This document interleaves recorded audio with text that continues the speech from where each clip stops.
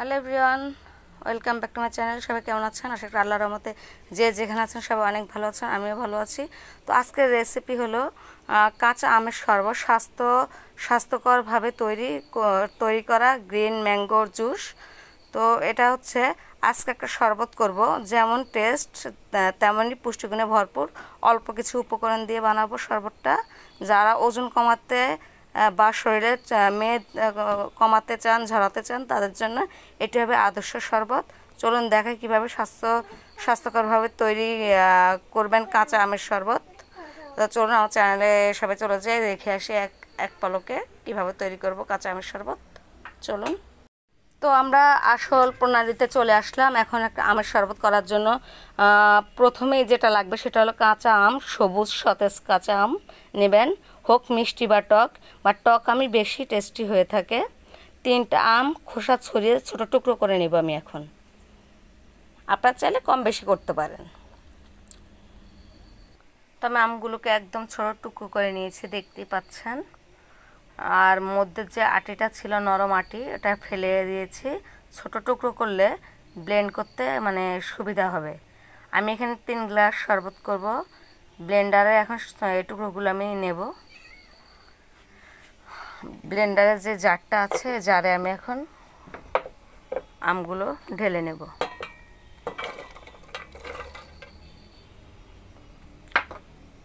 তো এখানে আমি এখন ধনে পাতা দেবো। আপনারা চাইলে পুদিনা পাতা দিতে পারেন।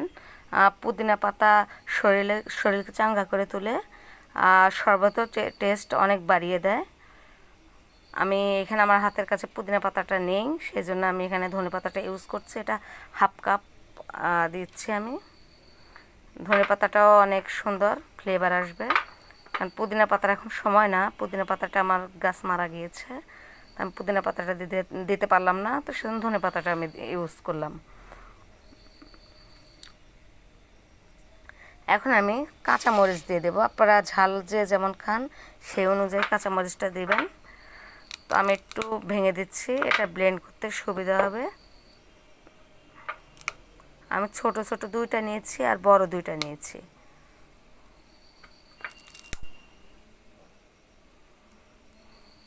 এখানে লেবু গোটা দেখছেন, এই লেবুটা গোটাটাই আমি রস করে নিয়েছি। একটা লেবু গোটাটা লেবুর রস আমি দিয়ে দিলাম। আর লেবুর রস শরীরকে অনেক রিফ্রেশ করে তোলে। এর গুণের কথা সবার জানা আছে, ভিটামিন সি এ ভরপুর। তো আমি এখন বিট লবণ দেব 1 চামচ। আপনারা এটা স্কিপ করতে পারেন, সাধারণ লবণও দিতে পারেন। বিট লবণ দিয়েছি। বিট লবণটা দিলে শরবতের স্বাদ একটু ব্যালেন্স আসে। আবার এবার আমি গোলমরিচ গুঁড়ো দিয়ে দেব। এটাও শরবতের স্বাদে অনেক ব্যালেন্স নিয়ে আসে। আমি এখানে হাফ চা চামচ দিয়ে দিলাম গোলমরিচ গুঁড়ো, সাদা গোলমরিচ গুঁড়ো আমি দিয়েছি। তো এবার শরবত টক হলো, ঝাল হলো, এবার একটু মিষ্টি করা দরকার। আমি 3 থেকে 4 চামচ চিনি দিয়ে দেব।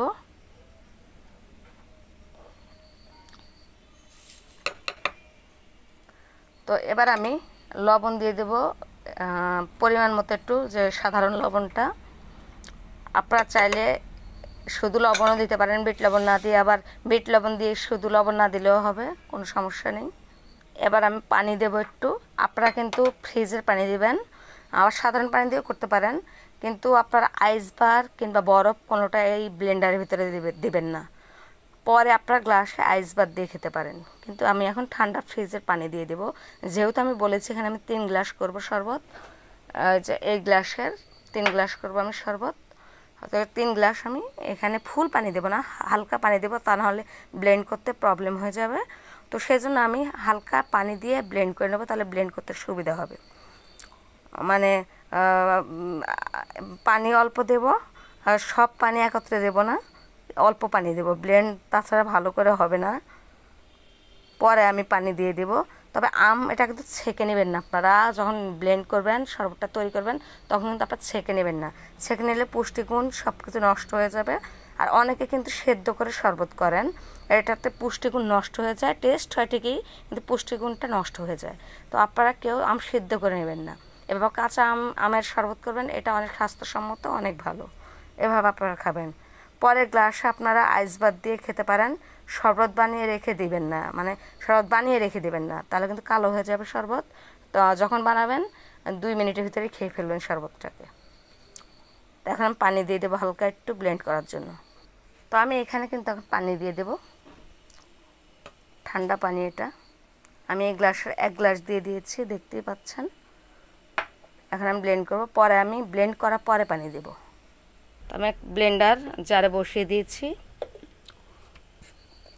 তো আমি এটা ব্লেন্ড করে তারপর দেখাচ্ছি। একেবারে পেস্টের মতো করে ফেলতে হবে, ব্লেন্ড করে পেস্ট করে ফেলতে হবে। তো এই যে আমার ব্লেন্ড করা শেষ হয়ে গেছে, দেখুন ঘনত্বটা কত সুন্দর পেস্টি হয়েছে। আপনারা কতটুকু ঘন রাখবেন কি না রাখবেন এটা বুঝে পানিটা দেবেন। যেহেতু আমি বলেছি আমি 3 গ্লাস এখানে তৈরি করব, সেহেতু আমি এখানে কিন্তু 3 গ্লাস পানি দেব। তখন আমি কিছু পানি দিয়ে ব্লেন্ড করেছিলাম, এখন পানি দিয়ে দিচ্ছি কিছু। আমি 3 গ্লাস করব বলেছি।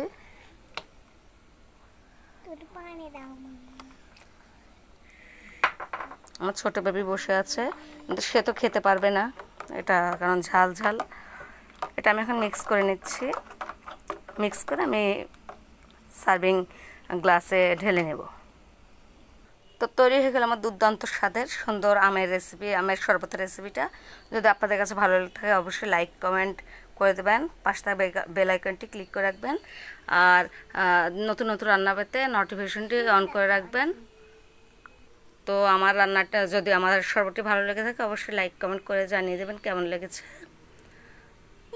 তো যারা নতুন দেখছেন তারা অবশ্যই আমাকে সাপোর্ট করবেন। তো আজকে এই পর্যন্তই, শরবতটি হয়ে গেছে, এখন আমরা এটা খেয়ে নেব তাড়াতাড়ি।